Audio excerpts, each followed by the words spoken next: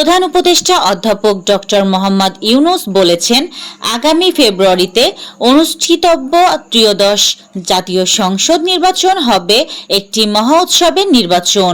তিনি বলেন, নির্বাচনের মধ্য দিয়েই জাতির সত্যিকারের নবজন্ম হবে।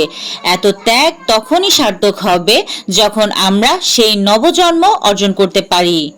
জাতীয় নাগরিক পার্টি এনসিপির দক্ষিণাঞ্চলের মুখ্য সংগঠক হাসনাত আব্দুল্লাহ বলেছেন, অন্তর্বর্তী সরকারকে কিছু কথা স্পষ্ট করে বলতে চাই। অন্তর্বর্তী সরকারের নানা উপদেষ্টার বিরুদ্ধে আমরা দুর্নীতির কথা শুনতে পাচ্ছি। আমরা বিশ্বাস করতে চাই না, কিন্তু আপনারা আমাদের সরলতার সুযোগে জাতিকে প্রতারিত করছেন। আমরা বিশ্বাস করতে চাই না এগুলো সত্য। আমরা শুনছি আমাদের অনেক উপদেষ্টা নাকি বিভিন্ন দেশের লাইসেন্স দেয়।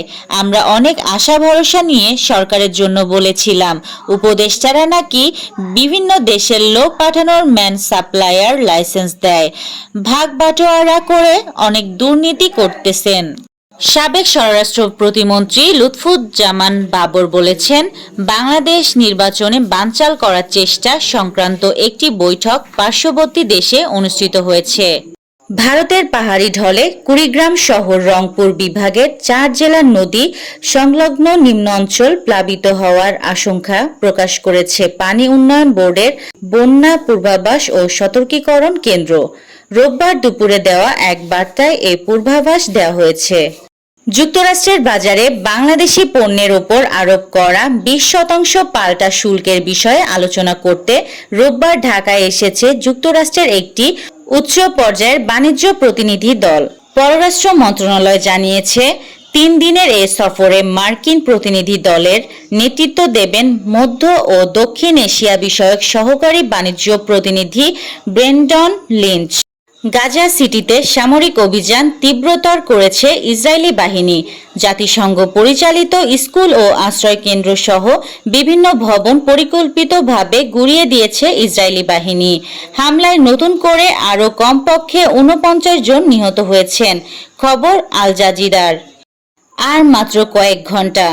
বাংলাদেশ সময় আজ রাত 8টা 30 এশিয়া কাপে চিরপ্রতিদ্বন্দ্বী ভারত ও পাকিস্তানের মহারণ।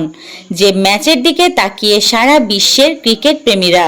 দুবাই আন্তর্জাতিক ক্রিকেট স্টেডিয়ামে সেই ম্যাচের আগে ভারতকেই ফেভারিট মনে করছেন বেশিরভাগ ক্রিকেট বোদ্ধা। তবে পাকিস্তানের সাবেক অধিনায়ক শোয়েব মালিক মনে করেন, তার দেশের পক্ষে ভারতকে হারানো সম্ভব। কিভাবে? মালিক দিয়েছেন সেই ফর্মুলাও। টোকিওতে বিশ্ব অ্যাথলেটিক্স চ্যাম্পিয়নশিপে মেয়েদের 100 মিটার স্প্রিন্টে সোনা জিতেছেন যুক্তরাষ্ট্রের মেলিসা জেফারসন উডেন। 10.61 সময় নিয়ে নতুন চ্যাম্পিয়নশিপ রেকর্ড গড়েছেন 24 বছর বয়সী এই স্প্রিন্টার। এই ছিল আজকের শীর্ষ সংবাদ। ছিলাম আমি ইয়াসমিন আক্তার, সুরমা টিভি 24।